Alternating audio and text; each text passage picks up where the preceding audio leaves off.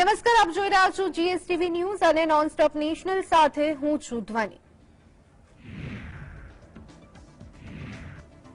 WagonR સમૂહના વડા યેવજેની પ્રિગઝિનને તેના સાથીઓએ મોસ્કો તરફની કૂચ અટકાવવાનો આદેશ કર્યો છે। વેગનર સમૂહના લડવૈયા ફિલ્ડ કેમ્પ તરફ રવાના થયા છે।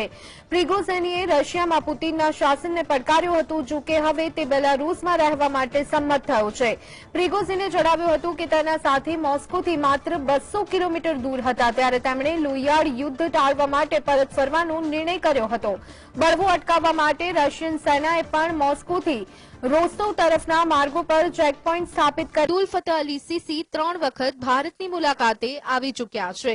તેવામાં પીએમ મોદીની ઇજિપ્ત મુલાકાતને બેહદ મહત્વની માનવામાં આવે છે। પોતાની ઇજિપ્ત મુલાકાતમાં પીએમ મોદી કાહિરામાં હેલિયોપોલિસ કોમનવેલ્થ વોર ગ્રેવ કબ્રસ્તાનમાં જવાના છે અને અહીં પ્રથમ વિશ્વ યુદ્ધમાં જીવ ગુમાવનારા ભારતીય સેનાના 4000 સૈનિકોને શ્રદ્ધાંજલિ અર્પણ કરશે। ऐतिहासिक अल हाकिम मस्जिद इजिप्तनी राजधानी ओल्ड काहिराना बाब अल कुतूनी बाजूमां છે।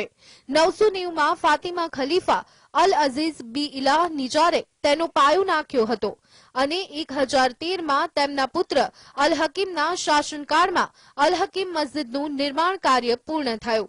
આ મસ્જિદ ઇજિપ્તના સૌથી જૂના ઇસ્લામિક સ્મારકોમાંથી એક માનવામાં આવે છે। અલ હાકિમ ઇજિપ્ત પર શાસન કરનારા સૌથી પ્રસિદ્ધ ખાલીફાઓમાંથી એક હતા। 1302 માં ઇજિપ્તમાં ભીષણ ભૂકંપના કારણે આ મસ્જિદ ખરાબ રીતે ક્ષતિગ્રસ્ત થઈ હતી। તેના પછી સુલતાન કલાવુન દ્વારા તેનો જીર્ણોદ્ધાર કરવામાં આવ્યો। ફ્રાન્સિસ અભિયાન વખતે મસ્જિદનો જેલ તરીકે ઉપયોગ થયો। માનવામાં આવે છે કે અલ હાકિમ ઇજિપ્તની ચોથી સૌથી ધાર્મિક રીતે મહત્વપૂર્ણ મસ્જિદ છે। મસ્જિદના મિનારાઓને વોચ ટાવર તરીકે વાપરવામાં આવ્યા। કિબલા આર્કેડનો ઉપયોગ ઇસ્લામિક કલાના મ્યુઝિયમ તરીકે કરવામાં આવતો। અલ હાકિમ મસ્જિદ 120.78 મીટર બાય 113.1 મીટરનો આકાર ધરાવે છે। મસ્જિદની ચારે તરફ બનેલી દિવાલ અને બેહદ આકર્ષક અને ખૂબસૂરત બનાવે છે। Bureau report GSTV.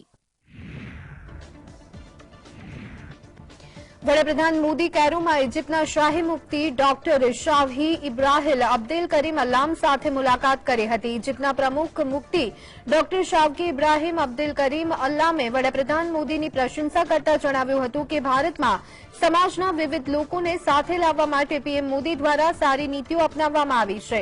આ મુલાકાત દરમિયાન ઇજિપ્તના શાહી મુફ્તીએ પીએમ મોદીને ભેટ પણ આપી હતી। શાહી મુફ્તીએ કહ્યું હતું કે અમારી પીએમ મોદી સાથે બીજી મુલાકાત છે। ભારતમાં સારા વિકાસના કાર્ય થયા છે। પીએમ મોદીની આગેવાનીમાં ભારતને સારું નેતૃત્વ મળ્યું છે।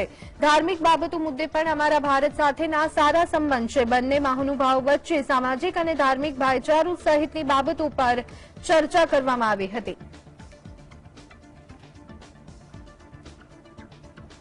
Today I was honored, a lot to meet His Excellency Prime Minister Modi, and it was a very nice and interesting meeting. In fact, actually he reflects the wise leadership and for a big country like India. Our meeting today is actually our second interaction, as we have met earlier in Delhi.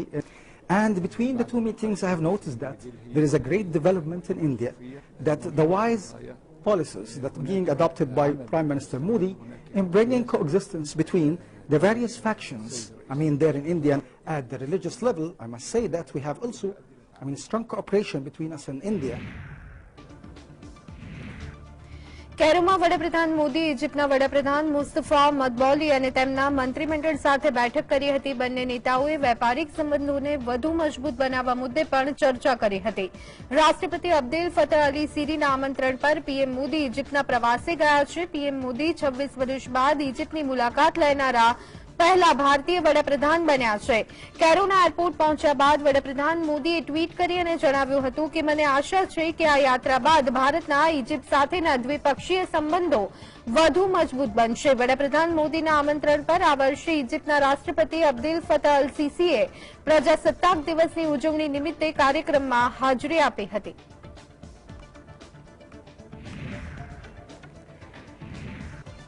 PM Modi તેમના Egypt પ્રવાસ દરમિયાન કેરોમાં પ્રખ્યાત યોગ instructor રીમ જબાગ અને નાદા એડલને મળ્યા હતા. વડાપ્રધાન મોદીએ બંને યોગ પ્રશિક્ષકોને ભારતની મુલાકાત લેવા માટે પણ પ્રોત્સાહિત કર્યા હતા. બંને મહિલા ઇન્સ્ટ્રક્ટરોએ પીએમ મોદીને ઇજિપ્તમાં યોગની વધતી લોકપ્રિયતા વિશે માહિતગાર કર્યા હતા. પીએમ મોદીએ યોગ માટે કરેલા તેમના પ્રયાસના વખાણ પણ કર્યા હતા. યોગ પ્રશિક્ષક રીમ જબાકે કહ્યું હતું કે આટલા વ્યસ્ત કાર્યક્રમ બાદ પણ પીએમ મોદીએ યોગ અને તેના મહત્વ વિશે સંબોધન કરવા માટે સમય ફાળવ્યો છે. પીએમ મોદીએ અમેરિકા પ્રવાસ દરમિયાન ન્યૂયોર્ક ખાતે આવેલા સંયુક્ત રાષ્ટ્રના મુખ્યાલય પાસે આંતરરાષ્ટ્રીય યોગ દિવસ નિમિત્તે યોજાયેલા કાર્યક્રમમાં હાજરી આપી હતી. I was, with all his busy schedule coming to Egypt and all the important things that we had to talk about, he still had time to address yoga and its importance to Egypt and all around the world. I was very impressed about how he's very keen about the yoga community in Egypt and how he aspires to bring more and more intellectuality and information to the yoga community in Egypt. All religions in the world come from peace, and this is something that I learned from yoga. મણિપુરના ઇથલ ગામમાં એકત્ર થયેલી 1200 લોકોની ભીડથી ઘેરાયા બાદ ભારતીય સેનાએ 12 ઉગ્રવાદીઓને મુક્ત કરવાનો નિર્ણય લીધો હતો. સેનાએ એક નિવેદનમાં જણાવ્યું હતું કે લગભગ એક દિવસ સુધી ચાલેલા ઘર્ષણને ખતમ કરવા માટે અને લોકોના જીવને જોખમમાં ન નાખવા માટે ઉગ્રવાદીઓને મુક્ત કર્યા હતા. સેનાએ કહ્યું હતું કે મહિલાઓના નેતૃત્વ હેઠળની રોષે ભરાયેલા લોકોની ભીડ વિરુદ્ધ કાર્યવાહીની સંવેદનશીલતા અને આ પ્રકારની કાર્યવાહીના કારણે થનારા સંભવિત પરિણામોને ધ્યાનમાં રાખી અને તમામ 12 કેડરના સ્થાનિક નેતાઓને સોંપવાનો એક સમજદારીપૂર્વકનો નિર્ણય લેવાયો. સેનાએ પરિપક્વ નિર્ણય લેવા માટે ઓપરેશનના ઇન્ચાર્જ કમાન્ડરની પણ પ્રશંસા કરી હતી.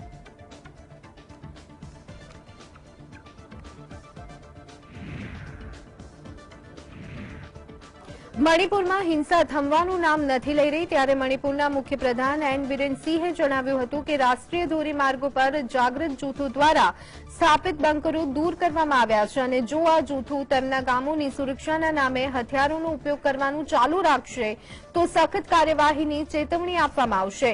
રાજ્યની રાજધાની ઇમ્ફાલ ખુમાન લંપક ખાતે સગર્ભા સ્ત્રીઓ માટેના રાહત શિબિરની મુલાકાત લીધા પછી મુખ્યપ્રધાને પત્રકારોને જણાવ્યું હતું કે કોઈપણ જિલ્લાઓને અલગ રાજ્ય તરીકે ગણી શકાય નહીં, કારણ કે મણિપુર એ સંપૂર્ણપણે એક એકમ તરીકે અસ્તિત્વમાં છે.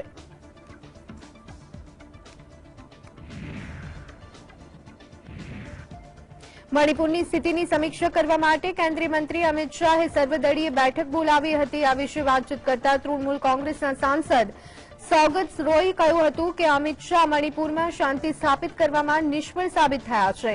અમિત શાહે મણિપુરની 3 દિવસીય મુલાકાત કરી હતી, પરંતુ તેઓ કંઈ પણ કરી શક્યા ન હતા.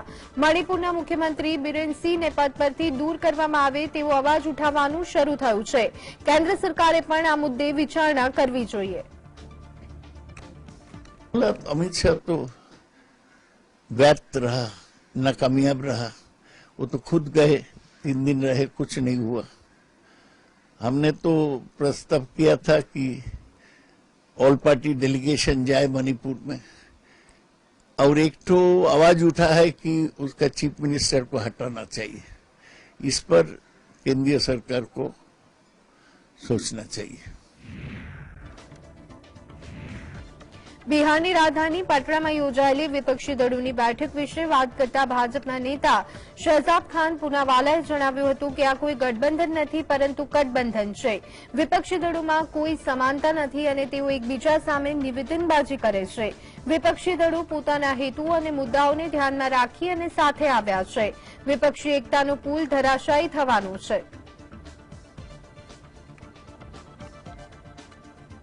ये कोई गठबंधन नहीं बल्कि कठबंधन बन रहा है. जिस प्रकार से अपने अपने कट और कमीशन को बचाने के लिए और जिस प्रकार से 23 तारीख की मीटिंग के बाद जिस प्रकार से जुड़ने के बदले एक दूसरे से कटे जा रहे हैं, उसके प्रमाण बार बार सामने आ रहे हैं. इसीलिए ये ऑपोजिशन यूनिटी का पुल बनने से पहले ही जल समाधि किस प्रकार से ले रहा है, वो बार बार उसके प्रमाण सामने नजर आते हैं और वो आज भी दिखाई दे रहे हैं.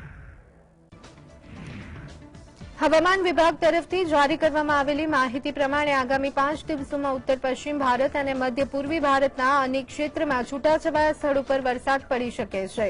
28મી જૂન સુધીમાં પશ્ચિમી હિમાચલના ક્ષેત્રમાં જેમ કે હિમાચલ પ્રદેશ અને ઉત્તરાખંડમાં હળવાથી મધ્યમ પ્રમાણમાં વરસાદની સંભાવના વ્યક્ત કરવામાં આવી છે. આ સાથે જ ઉત્તર પશ્ચિમ ભારત, પંજાબ, હરિયાણા અને દિલ્હીમાં પણ વરસાદની સંભાવના વ્યક્ત કરવામાં આવી છે. ચોમાસું કેરળ, કર્ણાટક અને મહારાષ્ટ્રના અનેક ક્ષેત્રમાં વધુ સક્રિય થયું છે. 24 आवर्स में specially central India, north peninsular India, western India और ईस्टर्न इंडिया में बारिश अच्छा हुई है और साउथ ईस्ट मानसून पूरी महाराष्ट्र कवर कर चुके हैं इंक्लूडिंग मुंबई. इसके साथ साथ एंटायर मध्य प्रदेश, एंटायर उत्तर प्रदेश में मानसून आ चुके हैं.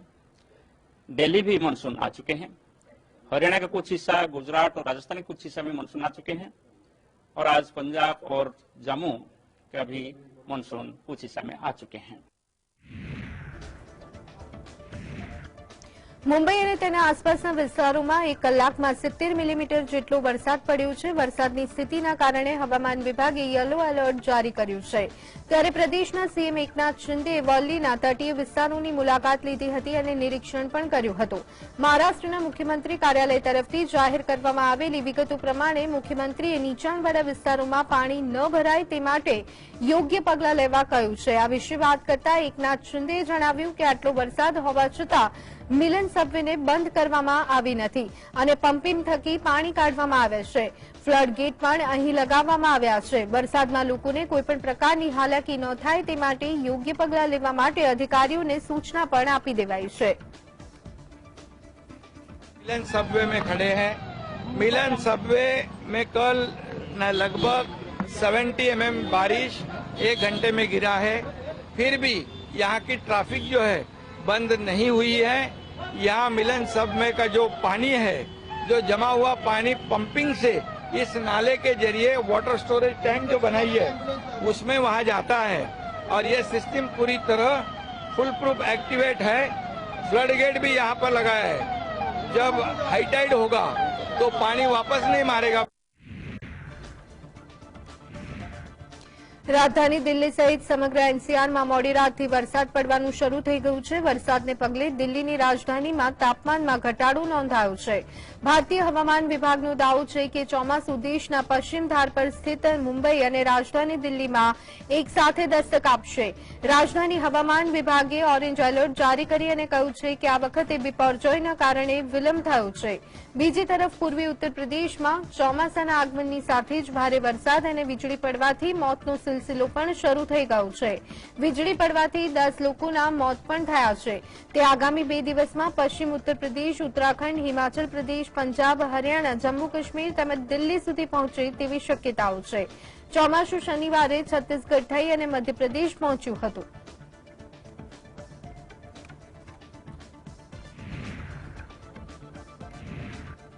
તો આ તરફ હરિયાણાના ગુરુગ્રામમાં પણ વરસાદ થયો છે. ગુરુગ્રામમાં વરસેલા ભારે વરસાદના કારણે રસ્તા પર પાણી ભરાઈ ગયા હતા. ગુરુગ્રામના નરસિંહપુરા ચોકમાં વરસાદી પાણી ભરાયા હોવાના દ્રશ્યો પણ સામે આવ્યા છે. વરસાદી પાણી ભરાઈ જવાના કારણે વાહન ચાલકોએ પરેશાની વેઠવાનો વારો આવ્યો છે.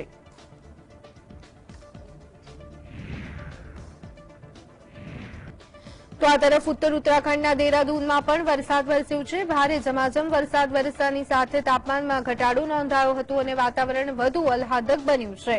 હવામાન વિભાગે 26 જૂન સુધી ઉત્તરાખંડના નૈનીતાલ, ચંપાવત, પિથોરાગઢ, બાગેશ્વર, દેહરાદૂન, ટિહરી અને પૌડી જિલ્લામાં વરસાદને લઈ અને ઓરેન્જ એલર્ટ જારી કર્યું છે. જ્યારે રાજ્યના અન્ય જિલ્લાઓમાં વરસાદને લઈ અને યલો એલર્ટ આપવામાં આવ્યું છે.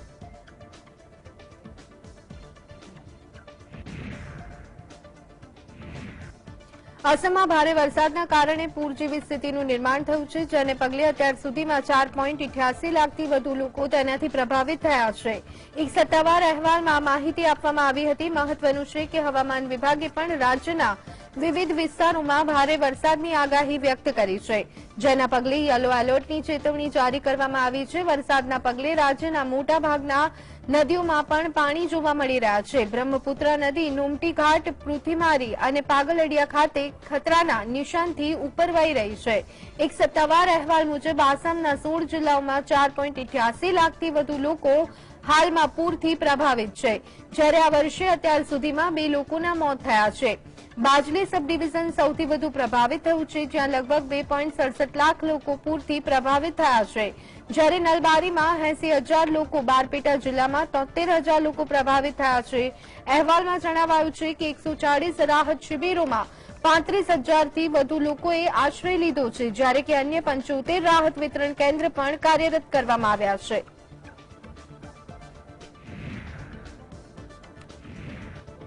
દેશમાં 2,000 રૂપિયાની નોટો બદલવા અને જમા કરાવવાની પ્રક્રિયા ઝડપથી ચાલી રહી છે. અત્યાર સુધીમાં એક મહિનામાં 72% નોટો બેંકમાં જમા અથવા તો બદલી દેવામાં આવી છે. એક મહિના પહેલા આરબીઆઈએ 2,000 રૂપિયાની નોટોને ચલણમાંથી પાછી ખેંચી લેવાની જાહેરાત કરી હતી. આરબીઆઈએ જણાવ્યું હતું કે 72% નોટો એટલે કે લગભગ 2.62 લાખ કરોડ રૂપિયા બેંકમાં જમા થઈ ગયા છે. ભારતીય રિઝર્વ બેંકે 19મીના રોજ 2,000 રૂપિયાની નોટો ચલણમાંથી પાછી ખેંચી લેવાના નિર્ણયથી જાહેરાત કરી હતી. જો કે આરબીઆઈએ નાગરિકોને આને બેંકમાં કન્વર્ટ કરવા માટે 30 સપ્ટેમ્બર સુધીનો સમય આપ્યો છે.